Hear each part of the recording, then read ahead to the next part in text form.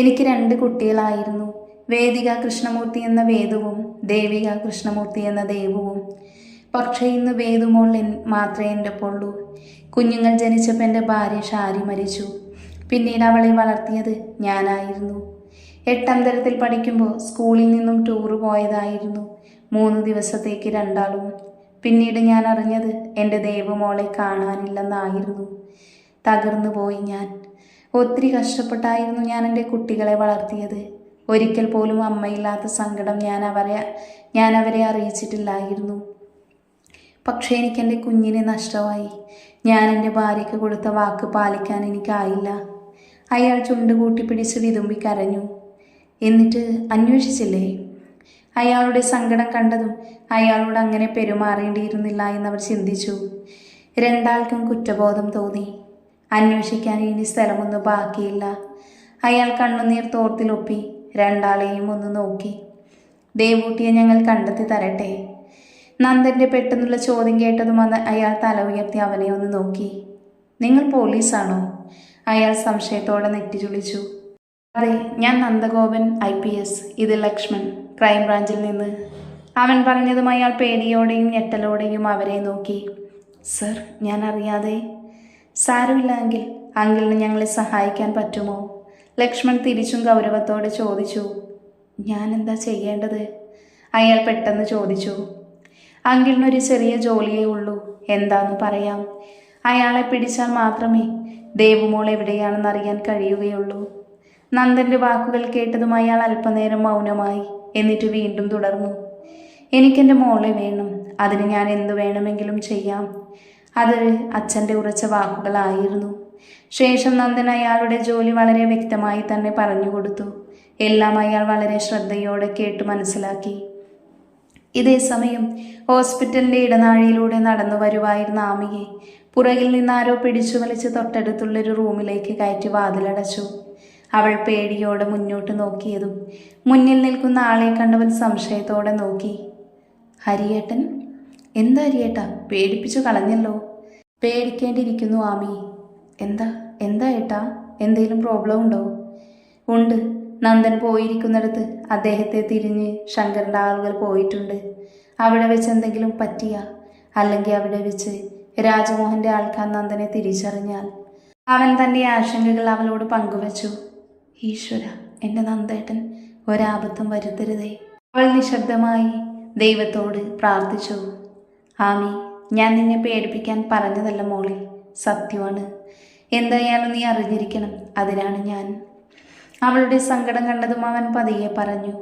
സാരമില്ല ഏട്ടാ, എൻ്റെ നന്ദേട്ടനൊരാപത്തും വരില്ല. ജയിച്ചു വരും എൻ്റെ ഏട്ടൻ. ഒഴുകി വന്ന കണ്ണുനീർ സാരത്തുമ്പിൽ തുടച്ചുകൊണ്ട് അവൾ ചെറുതായെന്ന് പുഞ്ചിരിക്കാൻ ശ്രമിച്ചു. ഇതേ സമയം ആശ്രമത്തിൻ്റെ ഗേറ്റിന് മുന്നിൽ തുടർച്ചയായുള്ള ഹോണടി കേട്ടാണ് സെക്യൂരിറ്റി ജയൻ അവിടേക്ക് ചെന്നത്. ഒരു ബ്ലാക്ക് കളർ ജിപ്സി ആയിരുന്നു അത്. ഡോ, ഗേറ്റ് തുറക്കടോ. അതിൻ്റെ മുൻവശത്തിരുന്നൊരു തടിമാടൻ പറഞ്ഞു. നിങ്ങൾ പെർമിഷൻ എടുത്തിട്ടുണ്ടോ? ജയൻ അനിഷ്ടത്തോടെ ചോദിച്ചു. MLAക്കും പെർമിഷനോ? മുൻ സീറ്റിലിരുന്നവൻ അയാളെ പുച്ഛിച്ചുകൊണ്ട് തിരിച്ചു ചോദിച്ചു. അയാൾ ഒരു നിമിഷം ചിന്തിച്ചു. ശേഷം ഫോണെടുത്ത് റിസപ്ഷനിസ്റ്റായ അരുണിനെ വിളിച്ചു. ഹലോ ജയേട്ടാ. ആ അരുണേ, ഇവിടെ ഏതോ MLA വന്നിരിക്കുന്നു.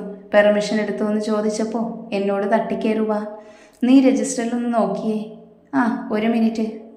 അയാൾ തൻ്റെ മുന്നിലിരുന്ന രജിസ്റ്റർ എടുത്ത് മറിച്ചു. ശേഷം അതിലെ പേരുകളിലൂടെ വിരലോടിച്ചു. MLA ശങ്കർ. ഹലോ ജയേട്ടാ, ഉണ്ട്, ഒരു MLA ശങ്കർ. ആ ശരിയടാ. അയാൾ ഫോൺ വെച്ചു. ശേഷം ഗേറ്റിൻ്റെ ചാവിയെടുത്ത് പൂട്ടഴിച്ച് ഗേറ്റ് തുറന്നു കൊടുത്തു. ഒരു ഇരുമ്പത്തോടെ വണ്ടി ആശ്രമത്തിന് പൊടി പറത്തി ഉള്ളിലേക്ക് കയറി നിന്നു. തൊട്ടു പിന്നാലെ ഒരു വൈറ്റ് കളർ ഓടിയും.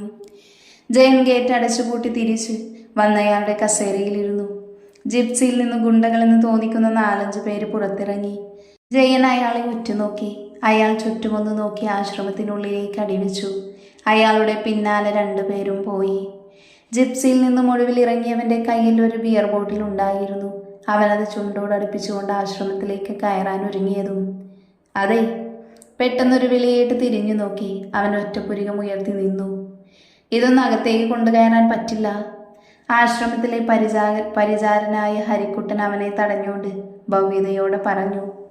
അതെന്താ പാടില്ലാത്തേ? അവൻ അല്പം ഗൗരവത്തിൽ ചോദിച്ചു. ഇവിടുത്തെ കീഴ്വഴക്കങ്ങൾ അങ്ങനെയാ, അതാ പറഞ്ഞേ. അയാൾ തികച്ചും താഴ്മയായി അപേക്ഷിച്ചു. അത് സാരമില്ല, ആരെങ്കിലും ചോദിച്ചാ ഡേവിഡാണെന്ന് പറഞ്ഞാൽ മതി. എൻ്റെ കീഴ്വഴക്കങ്ങൾ ഇങ്ങനെയാണ്. അത്രയും പറഞ്ഞവൻ ഉള്ളിലേക്ക് കാലെടുത്ത് വെച്ചതും വീണ്ടും അവൻ്റെ ഒച്ചയുയർന്നു. ഡോ, മര്യാദക്ക് പറഞ്ഞാൽ നീ കേൾക്കില്ല അല്ലേ? അത്രയും നേരം ഭവ്യതയോടെ പറഞ്ഞവൻ അല്പം ദേഷ്യം കലർന്ന ഭാവത്തിൽ ചോദിച്ചു. ഇല്ലെങ്കിൽ നീ എന്താ ചെയ്യുക? ഡേവിഡും ദേഷ്യത്തിൽ തിരിച്ചു ചോദിച്ചു. സർ പ്ലീസ്, ഇതൊരു ആശ്രമമാണ്. ഇവിടെ വെച്ചൊരു സീൻ ക്രിയേറ്റ് ചെയ്യരുത്. അത് എനിക്കും നിങ്ങൾക്കും ഇവിടെയുള്ള ഓരോരുത്തർക്കും ബുദ്ധിമുട്ടാണ്. അവൻ വേഗം ദേഷ്യം നിയന്ത്രിച്ചുകൊണ്ട് പറഞ്ഞു. സൗകര്യമില്ല. നിന്നെ പോലൊരു ഒടിച്ചു തളിക്കാരൻ പറഞ്ഞ ഞാൻ അനുസരിക്കണോ? ഡേവിഡിന്റെ വാക്കുകൾ അവനിൽ ദേഷ്യത്തിന്റെ വിത്ത് പാകാൻ കഴിവുള്ളതായിരുന്നു. അവൻ പെട്ടെന്നുണ്ടായ ദേഷ്യത്തിൽ ഡേവിഡിനെ പുറകോട്ട് തള്ളി.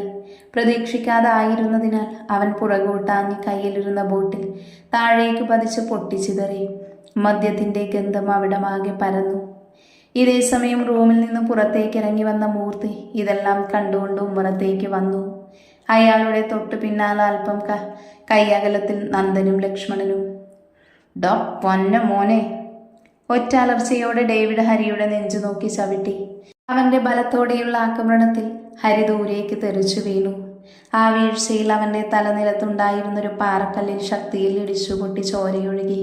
എന്നിട്ടും ദേഷ്യമടങ്ങാതെ അവനെ ഉപദ്രവിക്കാനായി നടന്നെടുത്ത ഡേവിഡ് തൊട്ടടുത്ത നിമിഷം അന്തരീക്ഷത്തിൽ ഉയർന്നു പൊങ്ങി ദൂരെ തന്റെ ജിപ്സിയിലിന് പിന്നിൽ പോയി ഇടിച്ചു നിലംപൊത്തി. ഡേവിഡിന്റെ ഒച്ച അവിടെ ഉയർന്നു കേട്ടു. അവൻ കണ്ണുമിഴിച്ച് മുന്നോട്ട് നോക്കി. ഒപ്പം മറ്റുള്ളവരും. നന്ദൻ? അവൻ മുന്നോട്ട് നോക്കി പറഞ്ഞു. നന്ദനെ കണ്ടതും അവന്റെ ദേഷ്യം 10 മടങ്ങ് വർദ്ധിച്ചു. അവൻ ചാടിയണീറ്റ് അവനു നേരെ കുതിച്ചു. മൂർത്തിയമ്മാവാ, ഹരിയെ വേഗം ഉള്ളിലേക്ക് കൊണ്ടുപോക്കോളൂ. ലക്ഷ്മൺ പറഞ്ഞത് മൂർത്തി ജയന്റെ സഹായത്തോടെ ഹരിയെ താങ്ങി പിടിച്ച് അകത്തേക്ക് കൊണ്ടുപോയി. ഡേവിഡ് പാഞ്ഞു വന്നതും നന്ദൻ അവന്റെ മുഷ്ടി ചുരുട്ടി അവന്റെ വയറ് നോക്കി പ്രഹരിച്ചു. അവന്റെ ആ പ്രതികരണത്തിൽ ഡേവിഡ് വയറിൽ പൊത്തിപ്പിടിച്ചുകൊണ്ട് ഒന്ന് പിന്നോട്ട് വേച്ചുപോയി.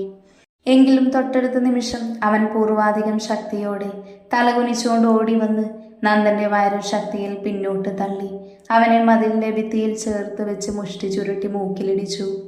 അപ്രതീക്ഷിതമായുള്ള അവന്റെ പ്രതികരണത്തിൽ നന്ദനൊന്ന് അടിപതറി. അവന്റെ മൂക്ക് മുറിഞ്ഞ് ചോരയൊഴുകി. ഡാ! കണ്ടുനിന്ന ലക്ഷ്മണൻ ഉമ്മറത്തുനിന്നും ചാടിയിറങ്ങി അവനെ ഒരു വശത്തു നിന്നും ചവിട്ടി വീഴ്ത്തി. നിലത്തു വീണവന്റെ മുകളിൽ കയറിയിരുന്ന അവന്റെ മുഖത്ത് കൈകൊണ്ടിടിച്ചു. അവൻ ചെറുത്തു നിൽക്കാൻ നോക്കിയെങ്കിലും ലക്ഷ്മണിന്റെ ബലത്തിൽ അവൻ കീഴടങ്ങി. ലക്ഷ്മൺ കലി തീരുവോളം അവനെ അടിച്ചു. ഒടുവിൽ അവൻ തളർന്ന് ബോധം പോയി. ലക്ഷ്മൺ മൂക്കിലൂടെയും വായിലൂടെയും ചോരയൊഴിച്ചു. കിടക്കുന്നവനെ ഒന്ന് നോക്കിയ ശേഷം എഴുന്നേറ്റ് നന്ദന്റെ അടുത്തേക്ക് ചെന്നു. ഡാ, എന്തു പറ്റിയടാ നിനക്ക്? ലക്ഷ്മൺ തന്റെ കയ്യിലുണ്ടായിരുന്ന കർച്ചീഫ് ഉപയോഗിച്ച് നന്ദന്റെ നെറ്റിയിൽ നിന്നും മൂക്കിന്റെ വശത്തു നിന്നും പൊടിഞ്ഞ ചോരത്തുള്ളികൾ തുടയ്ക്കുന്നതിനിടയിൽ ചോദിച്ചു. അറിയില്ലടാ, എൻ്റെ മനസ്സിവിടെയില്ല. എനിക്കെന്തൊക്കെയോ സംഭവിക്കും പോലെ. അവൻ തലകുനിച്ചുകൊണ്ട് മറുപടി നൽകി. ലക്ഷ്മൺ അവന്റെ തോളിൽ കൈവച്ചു. ആമിയാണോ നിന്റെ പ്രശ്നം?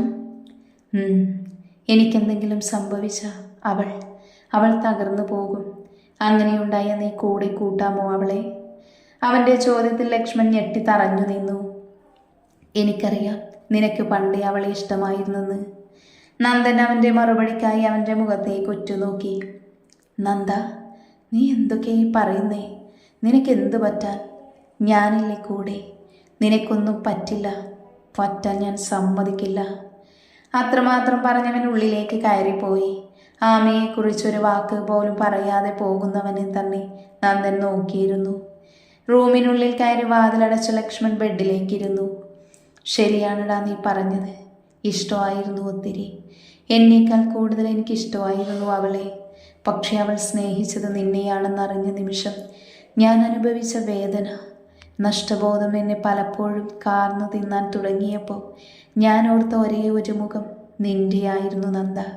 നിന്നെ പോലൊരു സുഹൃത്തിനെ നഷ്ടപ്പെടുത്താൻ എനിക്കാവില്ലായിരുന്നടാ. ഒരുപക്ഷെ അന്ന് നീ എൻ്റെ ഇഷ്ടം അറിഞ്ഞിരുന്നെങ്കിൽ എന്നെ ചിലപ്പോൾ ഒരു ഫ്രണ്ടായി പോലും കൂടെ കൂട്ടില്ലായിരുന്നു. അതുകൊണ്ട് മനഃപൂർവ്വം മറച്ചു വെച്ചു. എന്നാൽ നീയോ കൂടെ നടന്നവൻ്റെ മനസ്സറിയാൻ ബുദ്ധിമുട്ടിയില്ല. ഇന്ന് വരെ എന്നോട് അതിനെപ്പറ്റിയൊന്നും ചോദിച്ചതുമില്ല. ഇല്ല നന്ദ, എനിക്ക് വലുത് നീയാണ്. നിനക്കൊരാപത്തും വരില്ല. ഞാൻ ജീവിച്ചിരിക്കുമ്പോൾ എൻ്റെ ജീവൻ കൊടുത്തും ഞാൻ നിന്നെ രക്ഷിക്കും. നിന്റെ വലം കൈയിൽ അവളുടെ ഇടം കൈ ഞാൻ ചേർത്തു വയ്ക്കും. ഇതെൻ്റെ വാക്കാണ്. അവൻ മൗനമായി നന്ദനോട് മൊഴിഞ്ഞു. അവൻ്റെ അടഞ്ഞ കൺകോണിൽ നിന്നും 2 തുള്ളി കണ്ണുനീർ നിലത്തേക്ക് ഇറ്റു വീണു. അവൻ മൗനമായി പറഞ്ഞത് നന്ദൻ കേട്ടുവോ? ഉള്ളിലേക്ക് കയറിപ്പോയ ശങ്കർ നേരെ പോയത് രാജ്മോഹന്റെ അടുത്തേക്കായിരുന്നു. അയാൾ മുറിയുടെ വാതിൽ പതിയെ തട്ടിയതും അടുത്ത നിമിഷം അത് തുറക്കപ്പെട്ടു. ആരാ? വാതിൽ തുറന്ന് ഒരു ഗാർഡ്സൺ തോന്നിക്കുന്നവൻ ചോദിച്ചു. ഞാൻ ശങ്കർ, MLA ശങ്കർ. മോഹനേട്ടനെ ഒന്ന് കാണാൻ വന്നതാ. അയാൾ മറുപടി നൽകി. അയാളൊന്ന് മൂളി. ശേഷം അയാൾ അകത്തേക്ക് വിളിച്ചു. അല്ല, ഇവരോ? അയാളോടൊപ്പം അകത്തേക്ക് കയറാൻ 2 ഗുണ്ടകളെ അവൻ തടഞ്ഞുകൊണ്ട് ശങ്കറിനോട് ചോദിച്ചു. എൻ്റെ ഫ്രണ്ടാണ്. അയാൾ മറുപടി നൽകി. പെർമിഷൻ ഉണ്ടോ? What the hell? എനിക്ക് എൻ്റെ ഏട്ടനെ കാണാൻ നിന്റെ പെർമിഷൻ വേണമിടാ പൊന്ന മോനെ. അയാൾ ദേഷ്യത്തിൽ അവൻ്റെ കോളറിനെ കുത്തിപ്പിടിച്ചു അലറി. അവൻ ബലമായി ശങ്കറിനെ കൈ വിടുവിച്ചു. ശേഷം അയാളുടെ കഴുത്തിൽ കുത്തിപ്പിടിച്ചു. നീ ആരാടാ എന്നെ ചോദ്യം ചെയ്യാൻ? ഇതെൻ്റെ ഡ്യൂട്ടിയാണ്. എന്നെ ഏൽപ്പിച്ചിരിക്കുന്ന ദൗത്യം. അതിനെന്നെ തടസ്സപ്പെടുത്തിയ ഉണ്ടല്ലോ, പിന്നെ നീയോ നിന്റെ ഫ്രണ്ട്സോ ഇന്നത്തെ സൂര്യാസ്തമയം കാണില്ല. അവൻ ദേഷ്യത്തിൽ പറഞ്ഞുകൊണ്ട് അയാളെ പിന്നോട്ട് പിടിച്ചു തള്ളി. ഇതേ സമയം ബഹളം കേട്ടുകൊണ്ട് രാജ തൻ്റെ റൂമിൽ നിന്ന് പുറത്തേക്ക് വന്നു. ജെയ്സൺ. ശങ്കറിനോട് തട്ടിക്കയറുന്ന ഗാർഡ്സിനെ നോക്കി മോഹൻ വിളിച്ചു. സർ. അതെൻ്റെ അനിയനാ, വിട്ടേക്ക്. Okay sir. അയാൾ വാതിലേക്കേക്ക് ഒതുങ്ങി നിന്നു. ശങ്കർ ഉള്ളിലേക്ക് കയറി. പിന്നാലെ മറ്റുള്ളവരും. ശങ്കു, നീ മാത്രം വന്നാൽ മതി, മറ്റുള്ളവർ ഇവിടെ നിൽക്കട്ടെ. മോഹൻ പറഞ്ഞതും ശങ്കർ അയാളെ നോക്കി നെറ്റി ചുളിച്ചു. ഏട്ടാ, അത് നീ ഞാൻ പറഞ്ഞതനുസരിക്ക്. അയാൾ ശങ്കറിനകത്തേക്ക് കൂട്ടിക്കൊണ്ടുപോയി. മറ്റുള്ളവർ സോഫയിലേക്കിരുന്നു. ഗാർഡ്സ് അവരെ നോക്കി ഒന്ന് ആക്കി ചിരിച്ചു. അവർ പുച്ഛത്തോടെ മുഖം തിരിച്ചു. ഏട്ടാ, എന്താ ഇത്? അവർ എന്ത് വിചാരിച്ചു കാണും? മോഹനോടൊപ്പം ഉള്ളിലേക്ക് പോകുന്നതിനിടയിൽ ശങ്കർ ചോദിച്ചു. കാര്യമുണ്ട്, നീ വാ. എന്ത് കാര്യം? നീ ഇരിക്ക്. അയാൾ സോഫയിലേക്കിരുന്നു. ഇവനെ അറിയോ നിനക്ക്? അയാൾ ഒരു ഫോട്ടോ ശങ്കറിനെ കാണിച്ചു. ശങ്കർ അതിലേക്ക് ഉറ്റുനോക്കി. ആ മുഖം കണ്ടതും അയാളിൽ ദേഷ്യം നിറഞ്ഞു. ഈ പുന്നാര മോൻ കാരണോ എനിക്കന്നേ ആ പെണ്ണിനെ ഇവിടെ നിന്ന് കൊണ്ടുപോകാൻ കഴിയാഞ്ഞത്. ശങ്കർ ദേഷ്യത്തോടെ പല്ല് ഞെരിച്ചു.